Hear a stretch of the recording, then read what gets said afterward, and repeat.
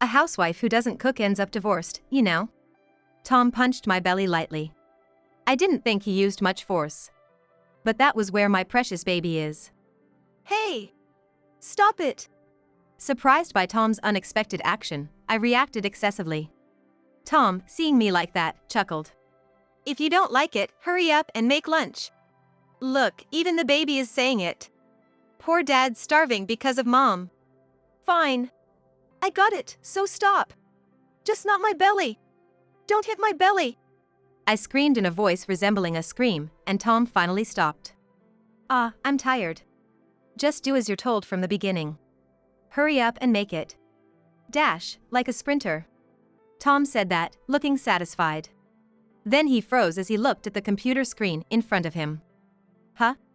I somehow got off the chair, distanced myself from Tom, and said while restraining him with scissors nearby.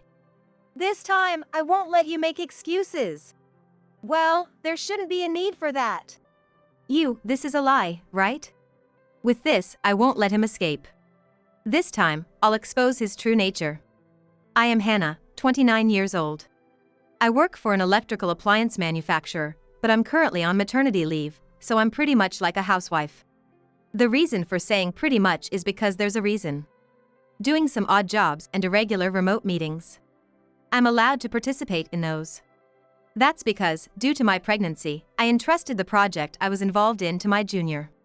I asked to participate to understand the flow of things. However, I rarely speak and am more of a bystander. Even so, I was happy to be able to participate and know the progress of the project. Seriously, that's just labor. It's a waste of time, and it's annoying. Stop it. Complaining in this dissatisfied tone is my husband, Tom. He's 36 years old, 7 years older than me. He was originally my boss at work. Tom, who was good at his job, was always relied upon by those around him. I was gradually drawn to him by his kind guidance. Getting married to Tom was fortunate, and people around us envy us, but he changed after marriage. Don't say that. Even if you call it work, I'm just doing odd jobs and attending meetings, right? Sometimes, I'm just observing. That's a waste. How about cleaning the room if you have that much time?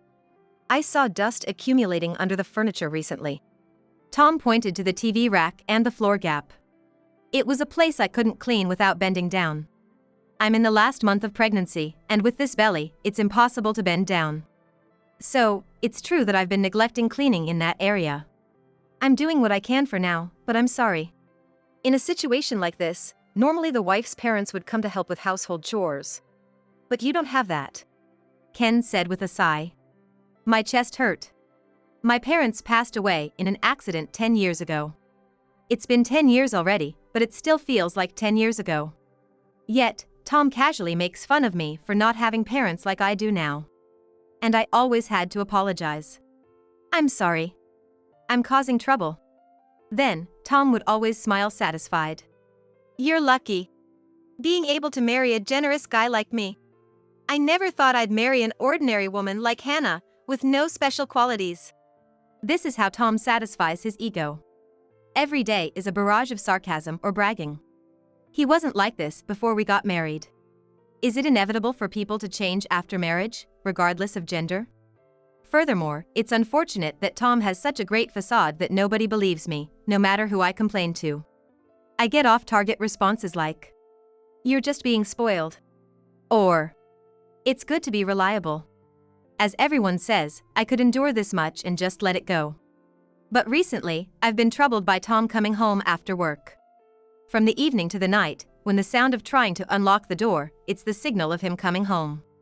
Even if I was in the middle of doing some housework, when he comes home, I'd rush to the front door. And as I look at the opening door, I pray. I hope Tom is in a good mood today. When he's in a good mood, I only receive reports like, "The company did well." Or, "I secured a contract." The problem is when he's in a bad mood. So annoying. Acting all high and mighty like it's a business deal. That outdated guy. The moment he enters the door, Tom stomps his feet, making a loud noise. Welcome home. He tosses his bag towards me and heads to the bath, clicking his tongue. I was really scared of this whole sequence of actions. I considered divorce when this continued for several days. I first consulted with a colleague, but he didn't believe me. Tom? That's impossible. You're exaggerating. Look, you're pregnant and maybe tired, right? How about taking a break for a change of pace? The response was as if he was implying that I was the one being strange. It's sad, but I understand my colleague's feelings. Tom, when we worked together, was perfect in everyone's eyes. Always smiling, gentle, and calm.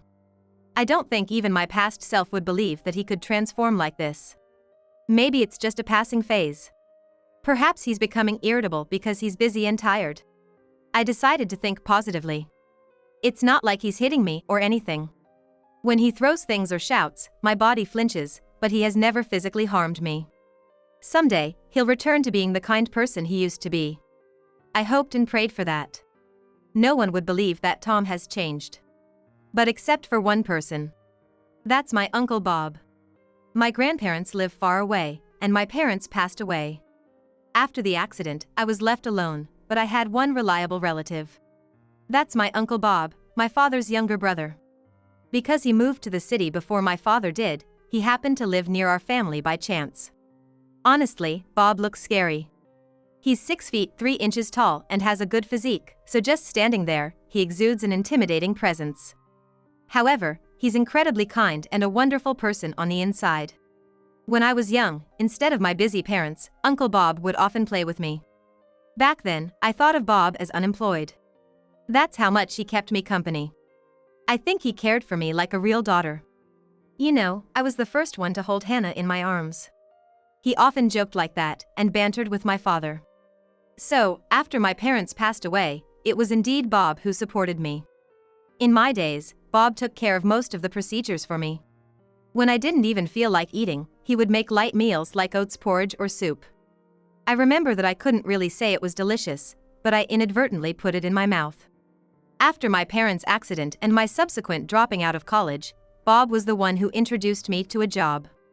When I hesitated, feeling sorry for using connections, Bob said gently, "Don't get it wrong. It's just an introduction. It's up to Hannah how you work from here on out." I don't know. Unable to repay my parents, I want to repay Bob. That was my goal. I had put up with a life with Tom, who just spewed abusive language.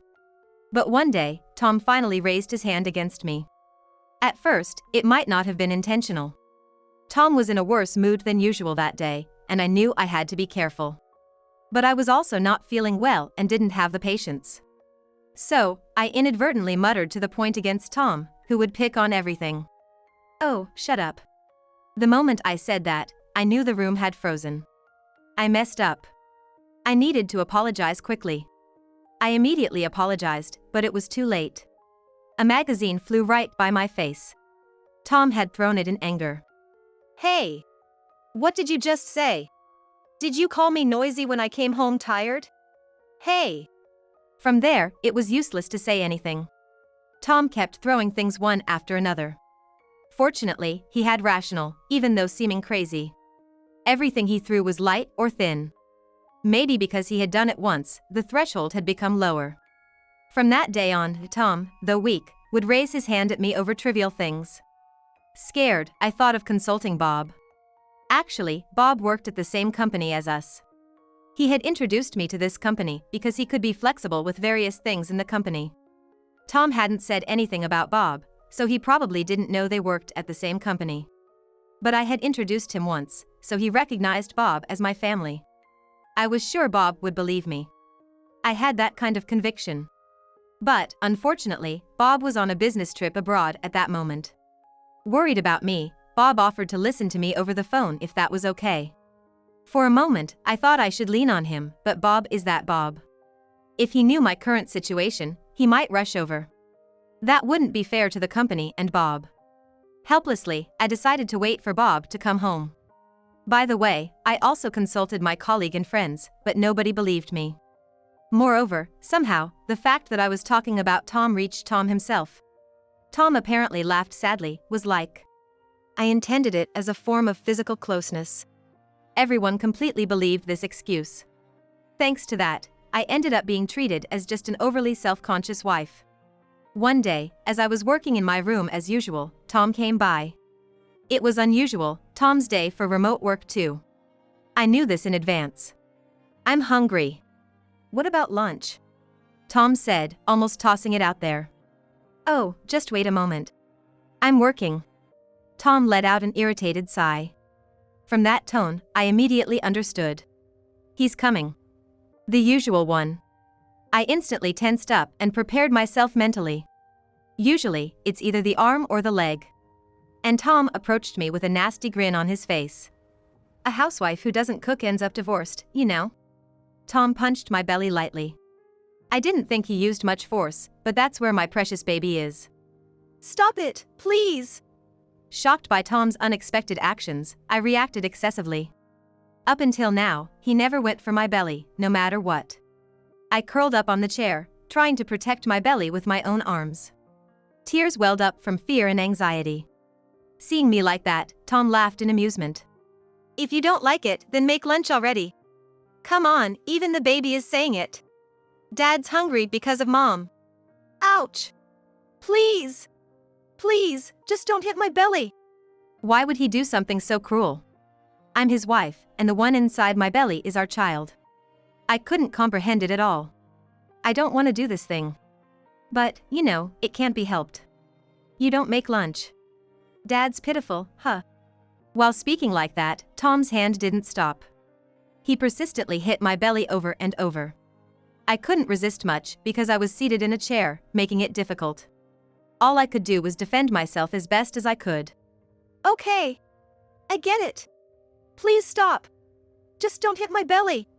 Screaming in a voice similar to a cry, Tom finally stopped his hands. "I'm tired. It would have been fine if you just did as I told you from the beginning. Hurry up and make it. Dash over." Saying that, Tom lifted his face, looking satisfied. And then, he froze as he looked at the computer screen in front of him. I somehow got off the chair, distanced myself from Tom, and said while restraining him with the scissors that were nearby. "I won't let you make excuses this time." "Well, there shouldn't be a need for that." This is a lie, right?" Answering Tom, who was all pale and flustered, was a person on the other side of the computer screen. I want to believe it's a lie too. I never thought you'd be such a despicable person. The one holding his head in his hands on the screen was the department head. Several other employees were looking at us with disgusted expressions. "No, it's not like that. I didn't hear anything. Yeah. I was set up. I was tricked." Tom clung to the computer, almost groveling to the department head. "You have a bad reputation. Didn't I tell you? I said I was in the middle of work, so wait. I didn't lie or deceive anyone." "If that's the case, then say you're in a remote meeting properly. If you did that, then Tom started to say, then stopped himself, his face pale with realization. He was about to say, "If you did that, then I wouldn't have hit you." He's a guy who cares a lot about appearances and what others think. Tom, a sly and cunning man, he wouldn't even rouse his hands against another person's or utter foul language at work. That's why nobody would believe me even if I complained. I felt a sense of despair at that time. However, after some thought, I realized something. If they wouldn't believe me, I needed evidence. Since I found out that Tom had a remote meeting today, I had secretly planned to expose his true nature. I just didn't expect him to attack my belly. It was my fault for being careless. Anyway, everyone at work is witnesses, so there's no escaping this now. Let's get a divorce. I don't want to see your face anymore. "No way! Hannah, without you, As Tom uttered these pitiful words, someone started knocking at the entrance. As I was about to go, Tom stood in my way, trying to obstruct me. "Wait! We're in the middle of a conversation." Is it okay to raise your voice like that? The computer is still connected. Oh. I quickly slipped past the distracted Tom and rushed to the entrance. However, I was caught before I could get far, and my arm was grabbed by him. "Stop! Let me out!" This place is out of sight from the computer, just perfect. Hey, let's come up with an excuse together. Should we make it a prank? That's the safest bet.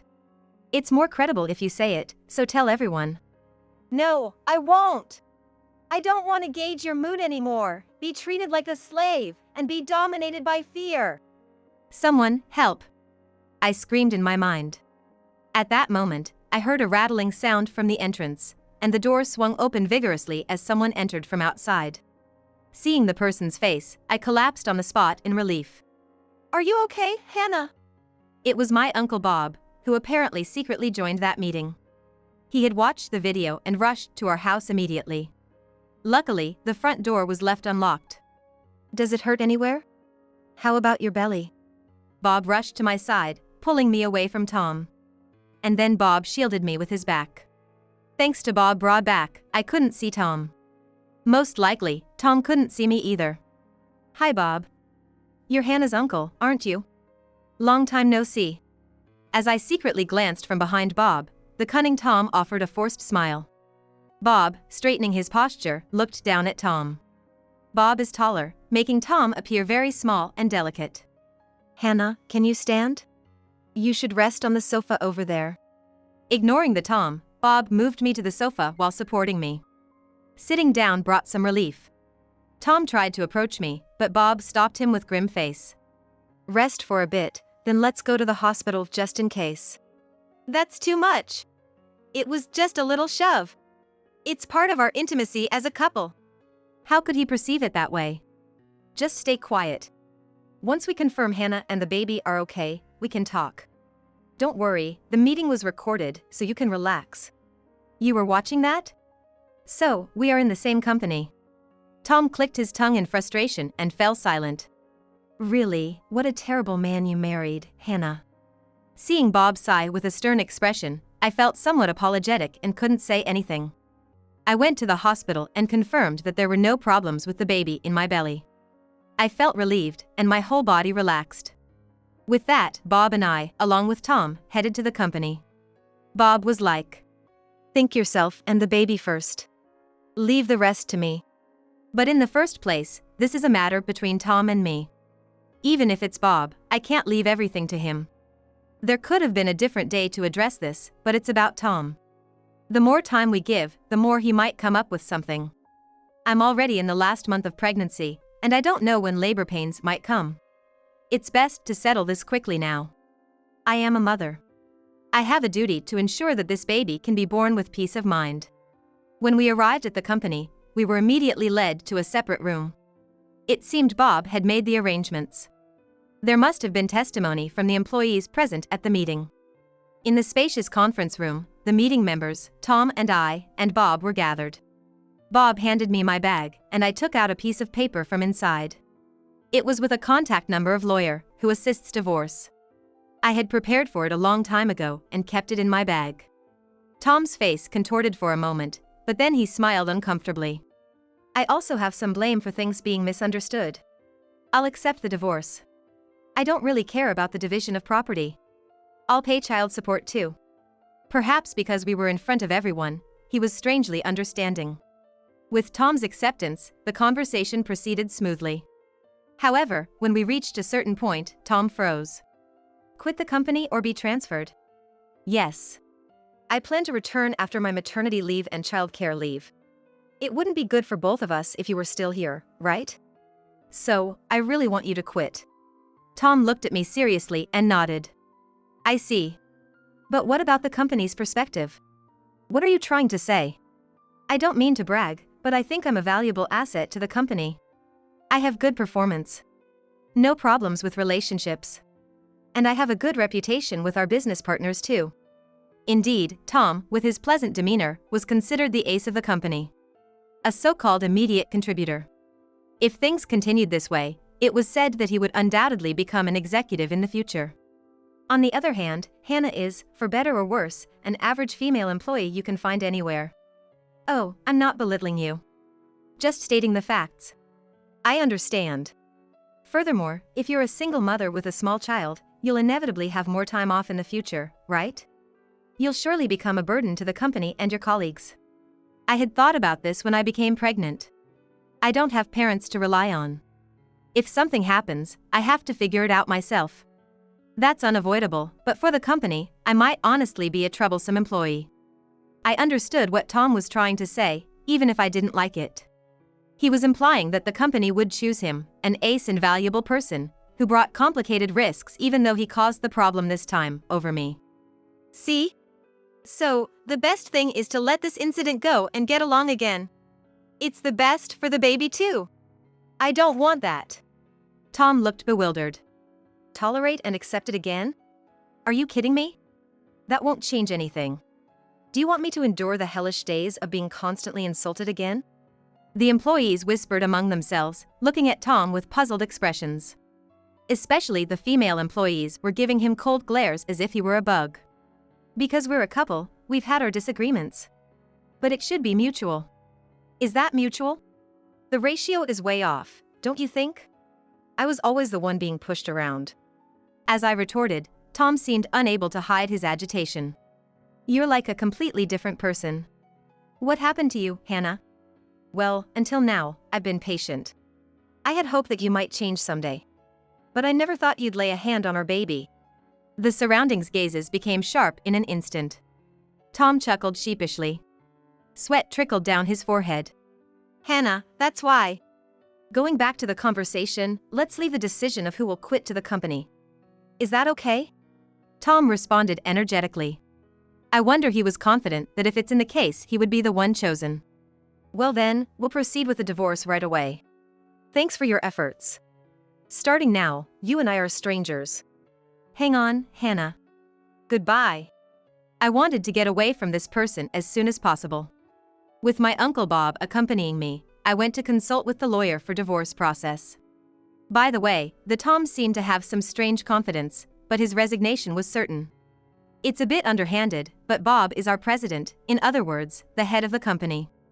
Since the president is on my side, I already know the outcome. It feels a bit unfair, though. Muttering that, Bob furrowed his brows with a stern expression. What? The one at fault is that guy. He doesn't even remember the face of the company's president, let alone act like he's some valuable talent. So arrogant. I vented a bit to Bob. His face turned red with anger. Thanks to talking a lot, I felt refreshed. So, on the way back to home, we had a conversation eagerly anticipating the birth of my baby. I have no more worries. I can give birth in peace now. A few days later, I gave birth safely. It was a cute girl. Bob came to the hospital, tearing up like it was his own grandchild. I received a message from Tom saying, I want to meet her. Did this person forget what he did before my baby was born? I replied like, I can't meet you, it's too dangerous. I want to cut ties with him, but I don't want to risk him getting angry, so I've made the messaging app a way to communicate. By the way, I receive daily updates on his situation. After being fired from the company, he got a job in the same industry. But, because it's the same industry, rumors about Tom are already circulating. He lamented like, everyone is cold to me, and I can't even get a girlfriend. According to his colleague, Tom lamented like, I could never meet an amazing woman such a Hannah. Well then, don't do things like that.